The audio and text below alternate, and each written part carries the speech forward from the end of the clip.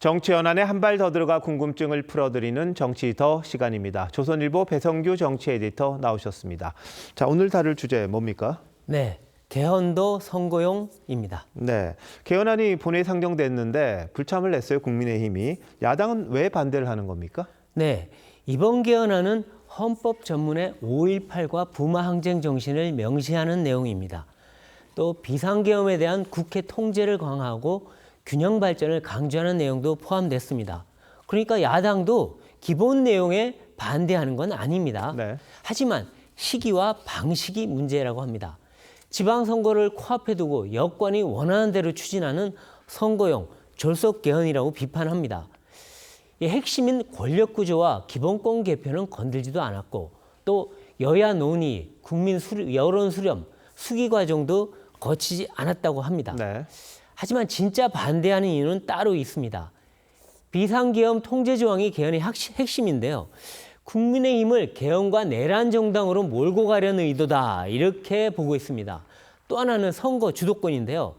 이 개헌은 모든 이슈를 빨아들이는 블랙홀이라고 합니다. 네. 그러니까 개헌을 추진하는 쪽이 주도권을 주게 됩니다. 네. 이러면 선거에 유리해지겠죠. 예. 자, 근데 민주당이 또 내일 또 표결을 시도해요. 어차피 안 되는 것 아닙니까? 왜 이럽니까? 네, 국힘이 계속 반대하면 어차피 개헌안 통과시키기 힘듭니다. 하지만 그 과정에서 국민의힘을 반개헌 내란 세력으로 모으는 정치적 효과를 거둘 수가 있습니다. 개헌을 매개로 개혁 대 반개혁 구도로 갈라치려 한다 이런 분석이 나오는데요. 네. 이재명 대통령도 얘기했죠. 개헌에 반대하면 불법 개헌 옹호 세력으로 봐야지 않겠느냐 이렇게 얘기했죠. 그러니까 여권의 개헌몰이 여기엔 또 다른 숨은 이유가 있다는 얘기가 그래서 나옵니다. 바로 공소취소 특검에 대한 비판 여론이 크고요. 지금 정청래 대표의 오빠 발언 등에 대한 역풍을 잠재우기 위한 카드로 활용하려 한다는 그런 해석입니다. 네. 이슈는 이슈로 덮는다고 하죠. 그러니까 개헌을 특검을 개헌으로 덮는다 이런 얘기입니다. 그리고 또 하나는 개헌 찬성 여론입니다. 이 지방선거에서 개헌 국민투표를 함께 실시하자 이런 의견이 반대의 2배가 넘습니다. 그러니까 개헌 여론이 높으니까 밀어붙여도 선거에 불리할 게 전혀 없다 이런 판단을 하는 것 같습니다. 네, 숨은 이유가 또 있었군요. 네.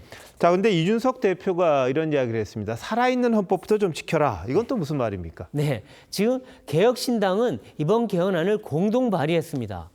그런데 본회의 처리는 반대하고 있습니다. 왜냐? 개헌은 옳지만 선거 전에 합의 없이 일방 처리하는 거는 원칙에 맞지 않다 이런 건데요. 더 나아가서 민주당이 그동안 밀어붙여온 위헌적 법률을 먼저 철회, 폐기하라고 요구하고 있습니다. 네.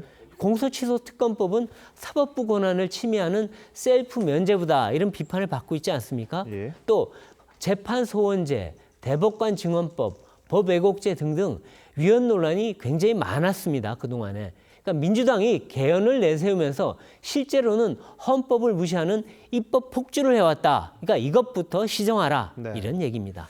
자, 근데 문재인 정부 때도 개헌안이 본회의에는 올라왔었습니다. 그러다가 폐기가 됐었죠. 네, 맞습니다.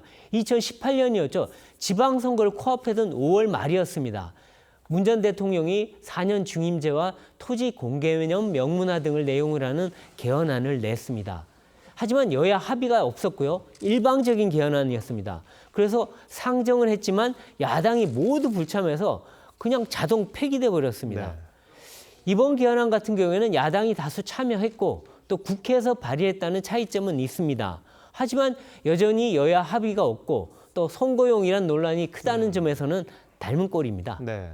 그러니까 아마도 8년 전과 같은 길을 걷게 될 거다 이런 전망이 나오는 겁니다. 자, 근데 민주당이나 여당에서 좀 노림수가 있다고 아까 말씀하셨는데 네. 이 개헌 논란이 선거 판세에는 영향을 미치겠습니까?